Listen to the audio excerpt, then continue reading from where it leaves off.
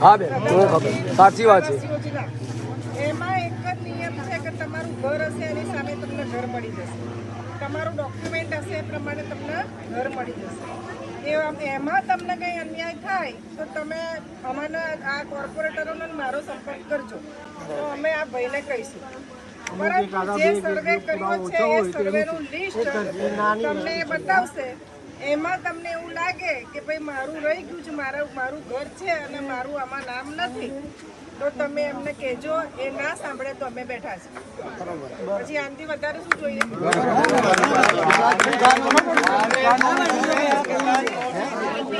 આપનું નામ અને પરિચય આપો. પ્રતાપભાઈ આજ્ઞા, મ્યુનિસિપલ કાઉન્સિલર શાહપુર વોર્ડ.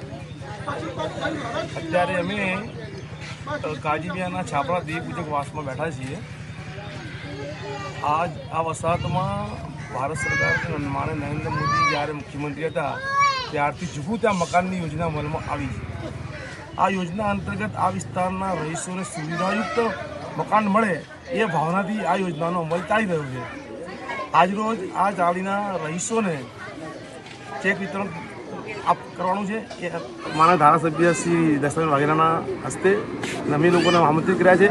અને આ ચાલીના રહીશોને સારામાં સારી સુવિધાવાળું 2 રૂમ રસોડાનું જાજરૂ બાથરૂમ એટેચ અને એમની આવનારી પેઢી સુખ શાંતિ અને સન્માનથી જીવે એવું સન્માન આપવા માટેનું માનનીય વડાપ્રધાન શ્રી અને તત્કાલ મુખ્યમંત્રી શ્રી નરેન્દ્ર મોદીની ભાવના સાથે અમે ત્યાં સંમત છીએ અને એ લોકોનું સારું જીવન જોઈએ અમે આ વોર્ડમાં આવેલા કઈ ચાલીના મકાનો જે રીડેવલપમાં ગયા છે અને તેઓને આજે ચેક વિતરણનો કાર્યક્રમ રાખવામાં આવ્યો છે.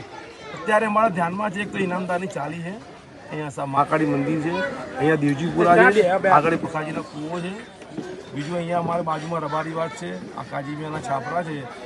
આ બધા અત્યારે બધાના સર્વે ચાલી અત્યારે ડેવલપરો કામ કરી રહ્યા છે અને આની શરૂઆત થઈ રહી છે. આવી ચાલી